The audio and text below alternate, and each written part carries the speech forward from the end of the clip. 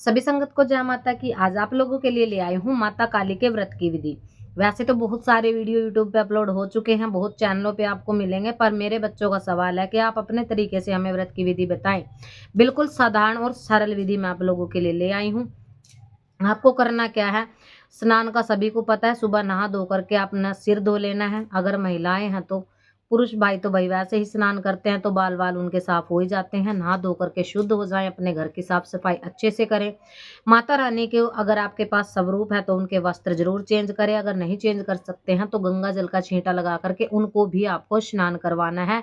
आप अगर श्रृंगार कर रही हैं ना व्रत के दिन, आपको बिल्कुल श्रृंगार करना चाहिए। सिंदूर जरूर लगाएं, कुमकुम का टीका लगाएं। सबसे पहले माँ को आप श्रृंगार चढ़ाएंगे। जैसे आप माँ काली के व्रत करें तो माँ के लिए आपको श्रृंगार करना है, माँ को कुमकुम का टीका लगाना है। जो आपके हाथ में बचता है वही आप अपने माथे पे लगाएंगी। उसके बाद आपको 2 केले माँ को भोग में चढ़ाने हैं, 2 केले। शनिवार के व्रत के लिए मैं ये बता रही हूँ, आप प्रति शनिवार ये व्रत कर सकते हैं, प्रति मंगलवार भी माँ काली के लिए आप व्रत कर सकते हैं। शनिवार के दिन प्रति शनिवार आपको 2 केले भोग में चढ़ाने हैं। जोत का कोई इश्यू नहीं है, आप घी की लगाओ, तेल की लगाओ, तिल के तेल की लगाओ, किसी भी तेल की लगाओ, मायने रखती है एक भगत की, एक माँ के बच्चे की श्रद्धा। आपके अंदर अगर श्रद्धा है ना, तो आप चाहे किसी भी घी में तेल में जोत लगाओ, माँ स्वीकार ही करती है। कई बच्चों के मन में भ्रम होता है कि तेल की जोत स्वीकार करती है माँ या घी की, कौन सी जोत लगाएं। भाई जोत मायने नहीं रखती, आपके भाव मायने रखते हैं, आपकी श्रद्धा मायने रखते हैं। पूर्ण श्रद्धा से सच्चे मन से आपको व्रत करना है। अब आपको पूजा पाठ करते हुए 10 बज गए तो आप चाय पी सकते हो, दूध पी सकते हो, थोड़ी 2 दाने पत्ती के।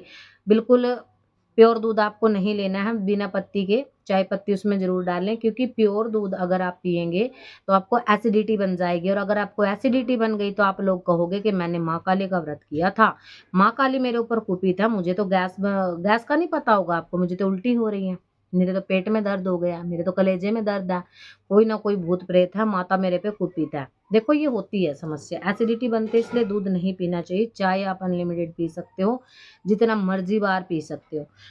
कई बहनों का ये कहना है कि हम व्रत तो करना चाहते हैं पर हमारे से भूख सहन नहीं होती, क्या माँ के व्रत में कुछ खा सकते हैं? बिल्कुल खा सकते हो, आप फ्रूट खा सकते हो, केला खाइए, सेब खाइए। आलू आपको नमकीन नहीं खाना है, नवरात्र के व्रत में आप नमकीन आलू खा सकते हो, पर जो आप प्रति शनिवार के व्रत रख रहे हो ना, जैसे आप 11 व्रत रखोगे 11 शनिवार के लिए, तो उसमें आपको नमकीन नहीं लेना है, तीखा नहीं लेना है। आलू उबाल के आप फीका ही खा सकते हो, बिल्कुल खा सकते हो। फ्रूट कोई भी ले सकते हो, चाय ले सकते हो, कॉफ़ी आपको नहीं पीनी है, चॉकलेट वगैरह आप नहीं खा सकते हो, क्योंकि इनमें और भी बहुत सारी चीज़ें यूज़ होती हैं। बहुत बच्चों के जो मेरे पास सवाल आते हैं उन्हीं के आधार पे मैं वीडियो बना रही हूँ। अब आपको, आपके पास कोई मंत्र नहीं है, आपके गुरु ही नहीं है, कोई माँ काली का मंत्र भी नहीं है, पर हमें तो माँ की भक्ति करनी है, हमें तो माँ के व्रत करने हैं, माँ को प्रसन्न करना है।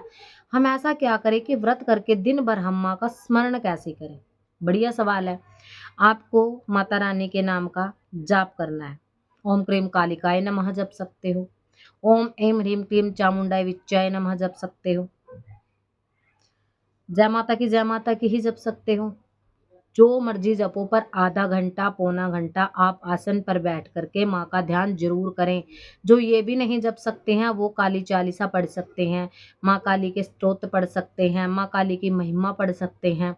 दुर्गा सप्तशती का पाठ भी आप इसमें कर सकते हैं, बिल्कुल कर सकते हैं। बहुत बच्चों के सवाल है कि दुर्गा सप्तशती का पाठ करना चाहिए या नहीं करना चाहिए। मैंने इसके ऊपर कभी वीडियो नहीं बनाया है, पर माँ की महिमा के गुणगान के तौर पे कर रहे हो तो बिल्कुल आपको करना चाहिए। अगर आप उसके मंत्रों के लालच में कर रहे हो तो आपको नहीं करना चाहिए, क्योंकि मंत्रों का जो उसमें उच्चारण है वो आपसे हो ही नहीं पाएगा। वो संस्कृत में है, आपको अच्छे से संस्कृत पढ़ना आना चाहिए। गलत उच्चारण गलत प्रभाव दे सकता है, क्योंकि गलत उच्चारण से गलत वाइब्रेशन उत्पन्न हो सकती है और आपको समस्या आ सकती है। तो आप सामान्य तौर पे काली चालीसा पढ़ सकते हैं, माँ काली स्तोत्र पढ़ सकते हैं, भजन भी उनके सुन सकते हैं।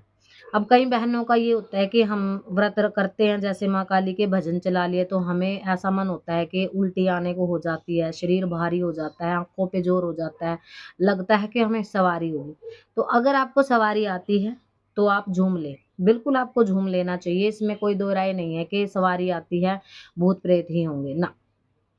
अगर आपको माता के भजन सुनते वक्त व्रत के दौरान सवारी आ रही है तो सवारी जरूर लें, उसको रोके नहीं। अगर आप सवारी को रोकते हो ना तो आपके कार्य भी बंद जाते हैं, आपका शरीर बंद जाता है, आपको भारीपन रहता है। कई बार हम सोचते हैं शर्म के मारे, लाज के मारे, या फिर सोचते हैं शरीर दुखेगा, गर्दन दुखेगी, हम सवारी नहीं लेते। यही आपकी गलती आपके जीवन में समस्या पैदा कर देती है। अब शाम को 4 बज गए, मैं अपने तरीके से बताऊँगी, या तो आपको हलवा बना लेना है सूजी का, या फिर आपको गुलगुले पूड़े बना लेने हैं। हम तो माता काली को भी पूड़े ही चढ़ाते हैं, गुलगुले ही चढ़ाते हैं या फिर हलवा चढ़ाते हैं। 2 ही चीज़ों से हम माता रानी की जो है सेवा पूजा करते हैं व्रत के दौरान। 4 बजे आपको बनाना है ताकि 6 बजे जब आप व्रत खोलो वो थोड़ा ठंडा हो जाए। बिल्कुल गरम-गरम भोग आपको माँ को नहीं लगाना है, गरम भोग से वो कुपित हो जाती हैं। ठंडा हो जाए 2 घंटे में आराम से ठंडा हो जाता है, बना करके आप रख दें। धूप दीप करें। और आप धुनी के लिए अगर पूछना चाहते हो तो वीडियो बहुत लंबा हो जाएगा। मैंने स्पेशल वीडियो डाला है धुनी का, कि जो आप व्रत के दौरान धुनी दे सकते हो जिससे घर की सारी नकारात्मकता बाहर जाए और एक आपको पॉजिटिविटी फील हो। संध्या के समय आपको देनी है। एक वीडियो है धुनी का, तो आप जा करके वो धुनी पहले से ही तैयार करके रखें जिनको व्रत करने हैं। धुनी जरूर दें संध्या के समय, माता रानी को भोग प्रसाद देने के बाद अपने घर में आपको जरूर देनी चाहिए।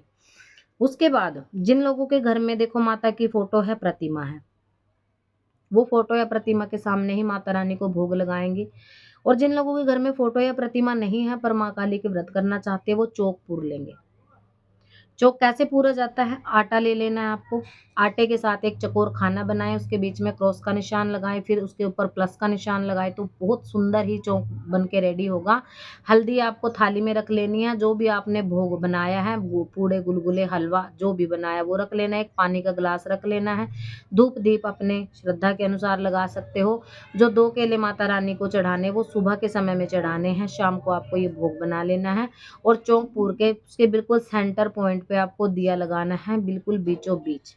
ठीक है, दिया लगा करके हल्दी से आपको 7 टीके लगाने हैं। 7 तिलक जरूर करें, क्योंकि माता काली अपनी 7 बहनों के साथ चलती हैं। मैं अपने तरीके से बता रही हूँ, फिर से बता दूं आपको, किसी का तरीका कॉपी नहीं करते हैं भैया।